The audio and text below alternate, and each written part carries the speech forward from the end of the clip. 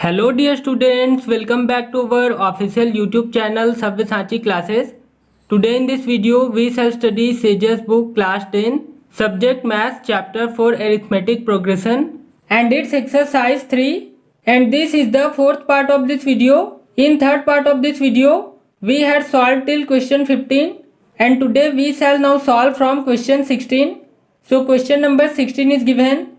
A manufacturer of TV sets produced 600 sets in the third year and 700 sets in the seventh year, assuming that the production increases uniformly by a fixed number every year.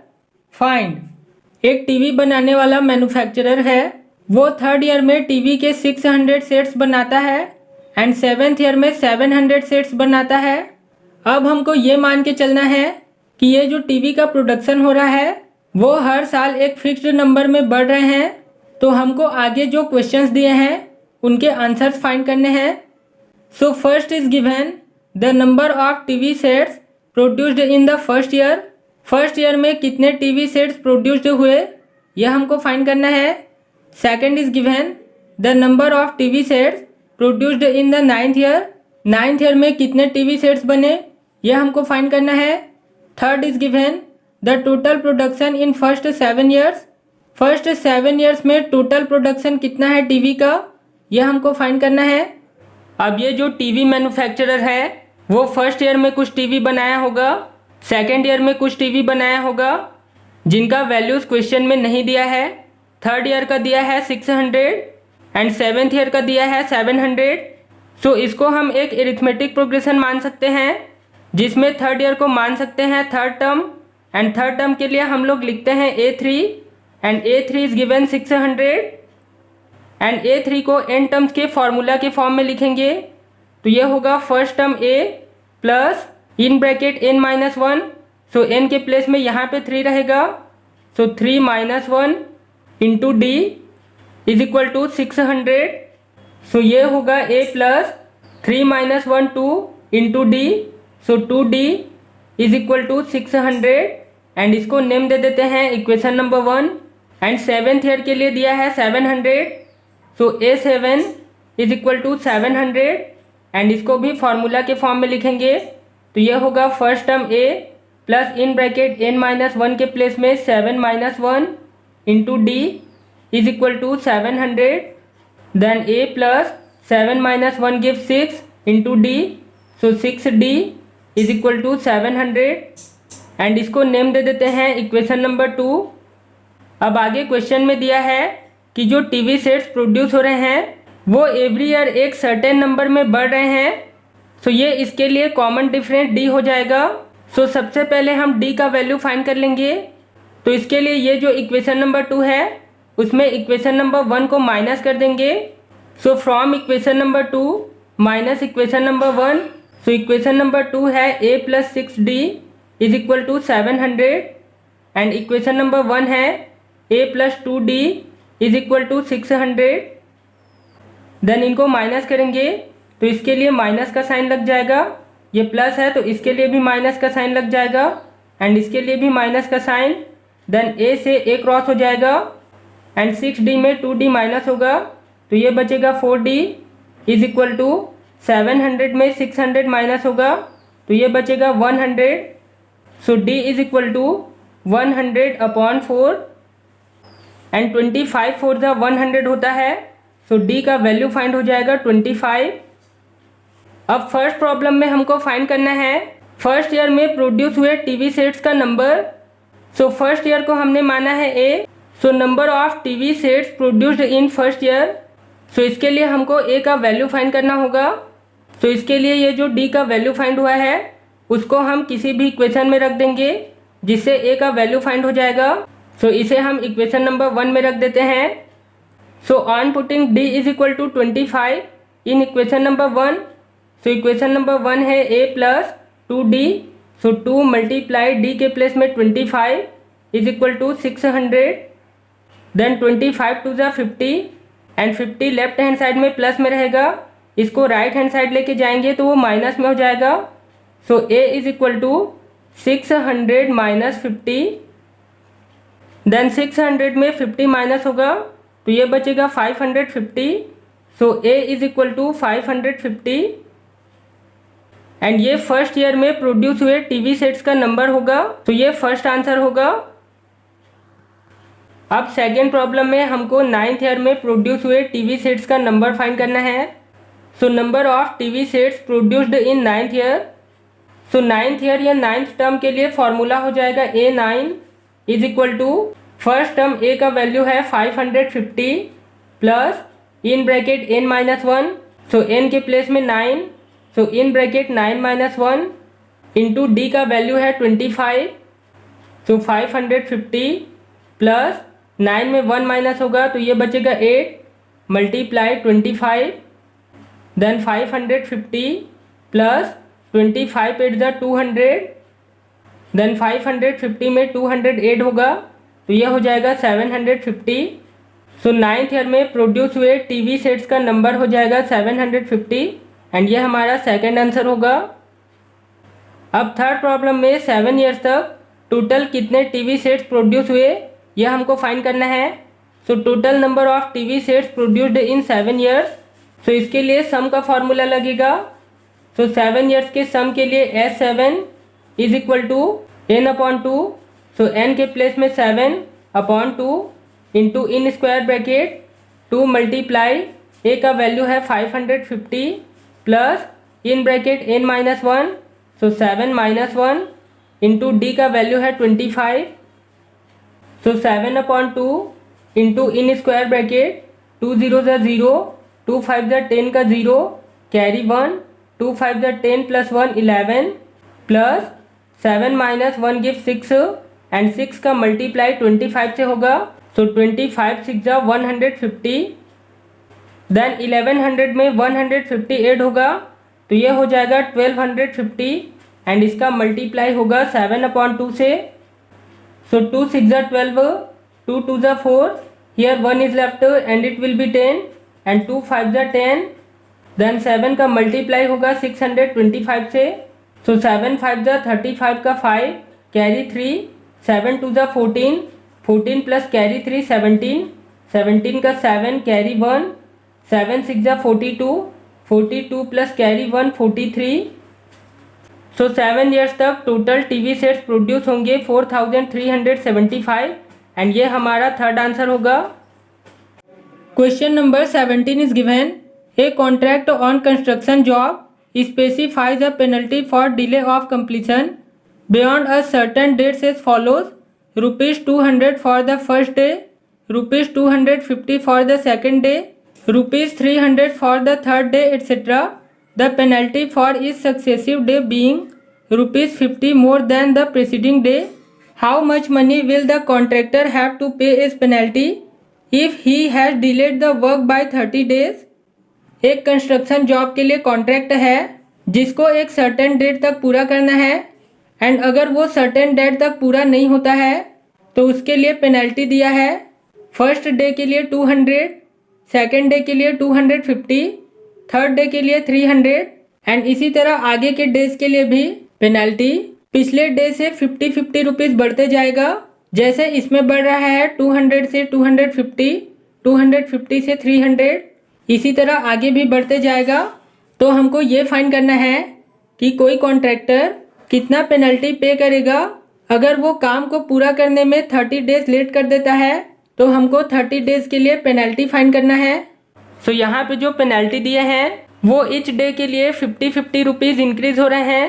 So arithmetic progression हो जाएगा 200, 250, 300 and so on.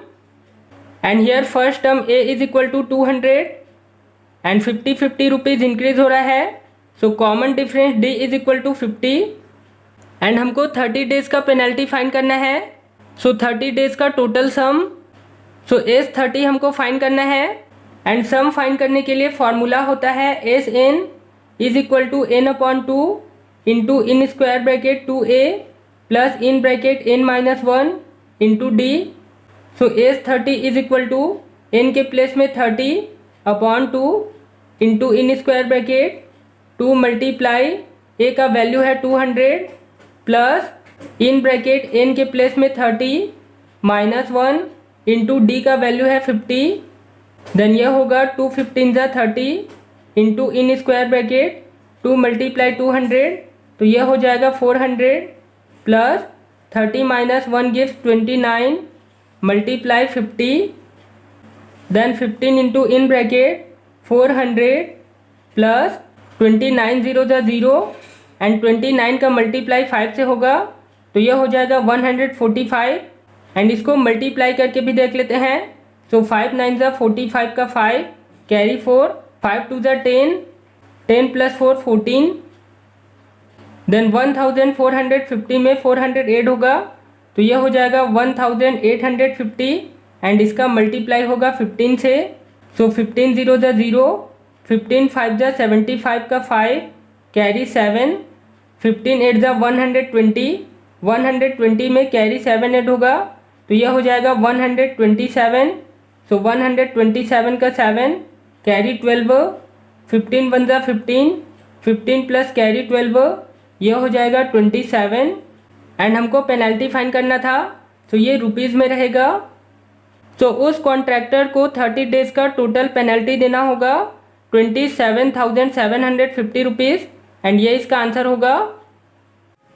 Question number 18 is given a sum of ₹700 is to be used to given 7 cash prizes to students of a school for their overall academic performance. If each prize is ₹10 less than its preceding price, find the value of each of the prizes. एक school में students के overall academic performance के लिए 7 cash prices देने हैं जिनका सम 700 rupees है। अब इसमें एक कंडीशन दिया है कि प्रत्येक प्राइस अपने से पहले वाले प्राइस से 10 रुपीज़ कम है, तो हमको प्रत्येक प्राइस का वैल्यू फाइंड करना है।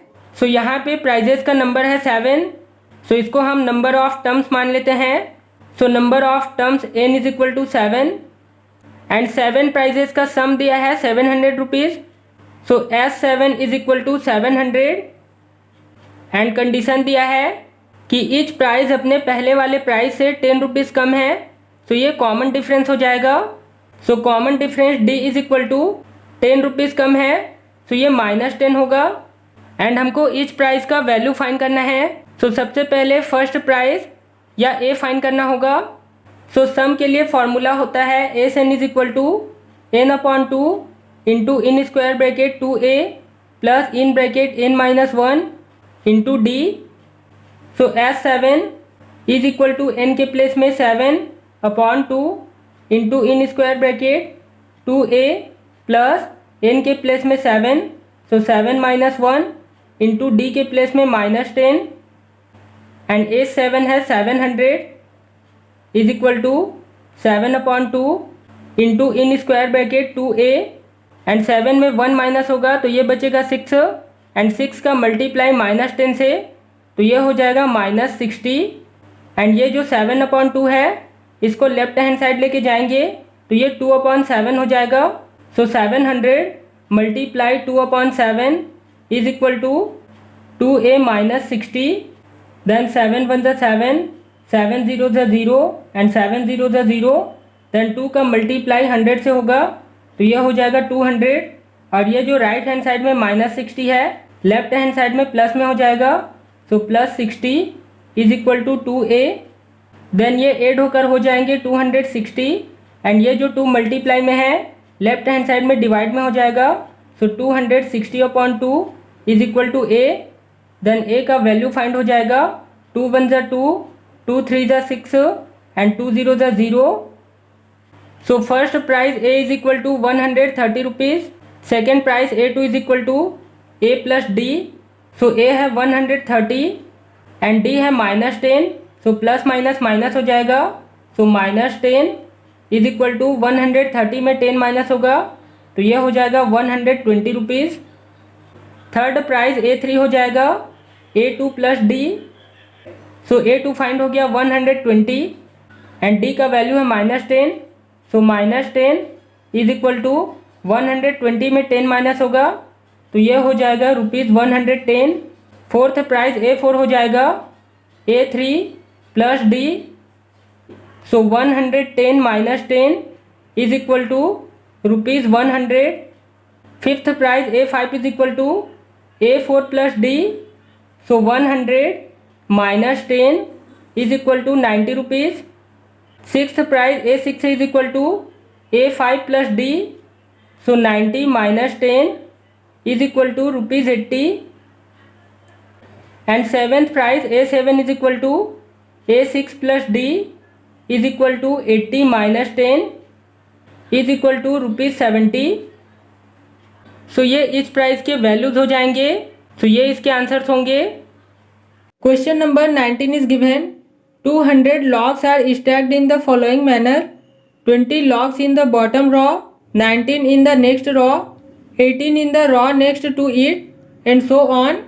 Find out in how many rows are the 200 logs placed and how many logs are in the top row. 200 logs या लकड़ी के लट्ठों को इस तरह जमा के रखा गया है कि नीचे के रॉ में 20 लॉग्स हैं, उससे ऊपर के रॉ में 19 लॉग्स हैं, उससे ऊपर के रॉ में 18 लॉग्स रखा गया है एंड इसी तरह आगे भी रखा गया है जैसे कि फिगर में दिया है। तो हमको ये फाइंड करना है कि ये जो 200 लॉग्स हैं वो कितने रॉज में रखे गए हैं एंड सबसे ऊपर के रॉ में कितने लॉग्स हैं। सो यहाँ पे सबसे नीचे के रॉ में 20 लॉग्स हैं, उससे ऊपर 19 एंड उससे ऊपर 18 एंड इसी तरह आगे भी। सो ये एक एरिथमेटिक प्रोग्रेशन में होगा। सो इसके लिए AP लिख सकते हैं 20, 19, 18 and so on. So here first term A is equal to 20, common difference D is equal to 19 minus 20 is equal to -1 and total number of logs is given 200।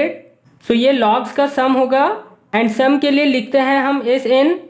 So SN is equal to 200 and हमको find करना है number of rows and top most rows में कितने logs हैं। सो मान लेते हैं कि नंबर ऑफ रॉज n है। Let number of rows is equal to n। So SN का फॉर्मूला होता है SN is equal to n/2 into in square bracket 2a plus in bracket n-1 into D। So SN का value है 200 is equal to n का value find करना है। So n/2 into in bracket 2 multiply a का value है 20 plus in bracket n-1 into D का value है -1।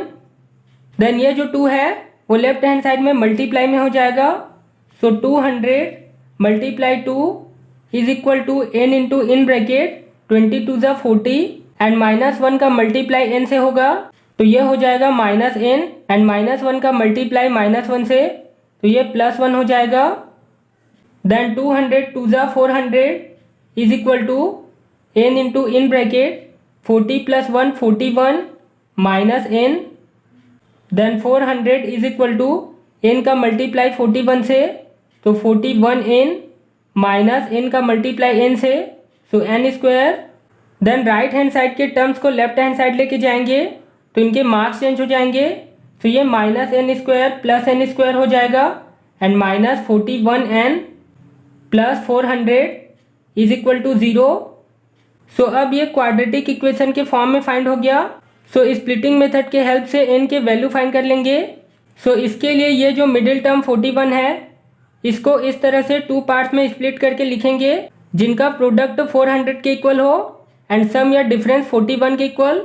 सो we can write it n² -25n -16n plus 400 is equal to 0 because 25 का multiply 16 से होगा तो ये 400 के इक्वल होगा एंड -25 एंड -16 ये ऐड होकर हो जाएंगे -41। सो अब इनमें से कॉमन फैक्टर बाहर निकाल लेंगे तो इन दोनों में कॉमन है n।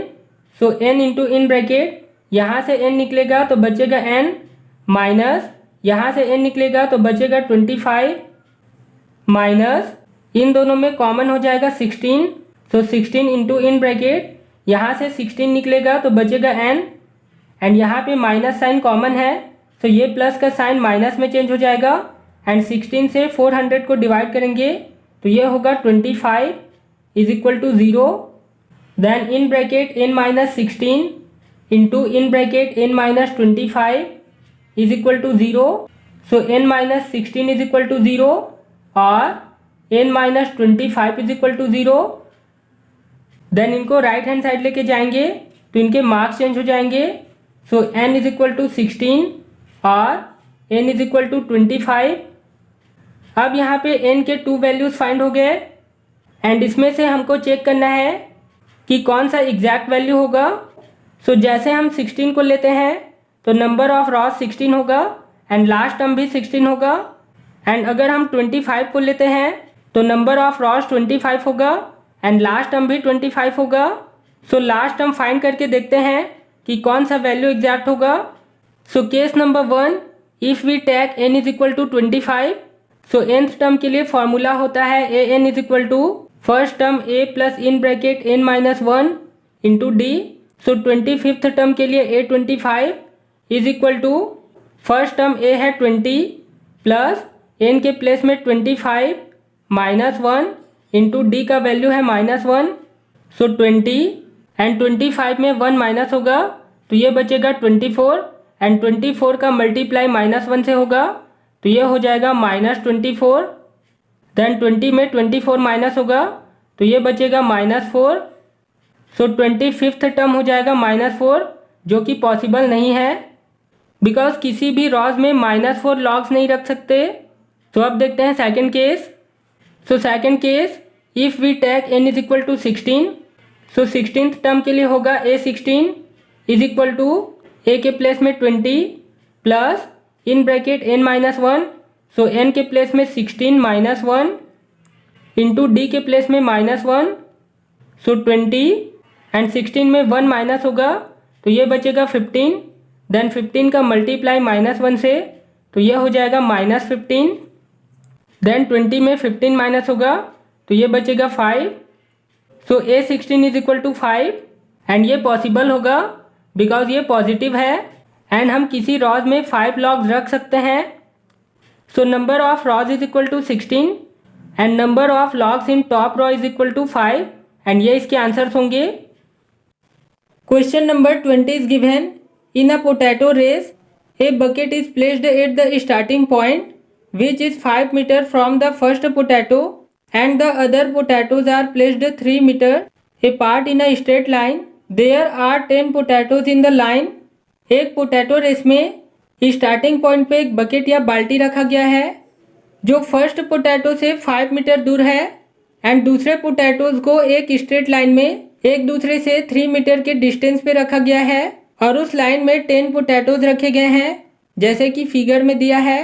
A competitor start from the bucket, picks up the nearest potato, runs back with it, drop it in the bucket, runs back to pick up the next potato, runs to the bucket to drop it in, and she continues in the same way until all the potatoes are in the bucket. What is the total distance the competitor has to run?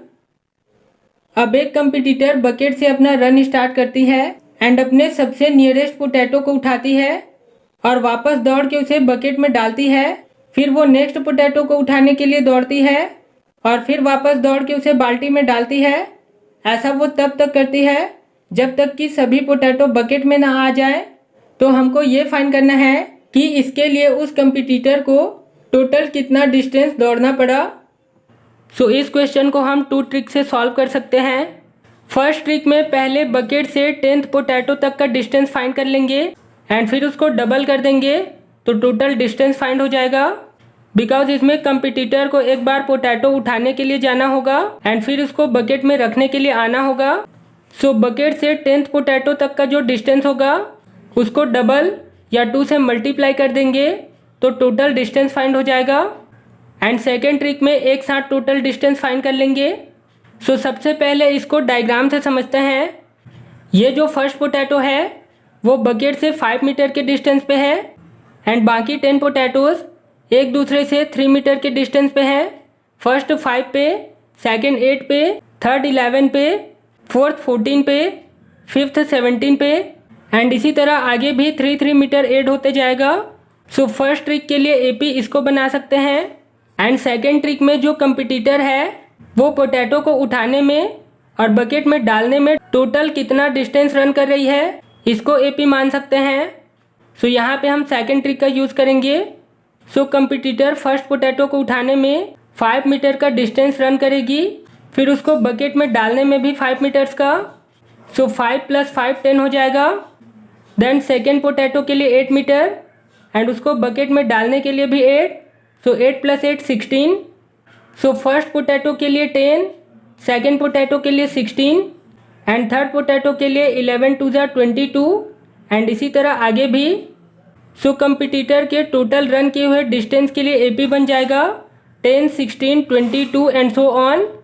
And here first term A = 10, common difference D = 16 - 10 = 6 and हमको 10th potato तक का total distance find करना है। सो S10 हमको find करना है। सो सम के लिए फॉर्मूला होता है SN = n/2 into in square bracket 2A plus in bracket n-1 into D।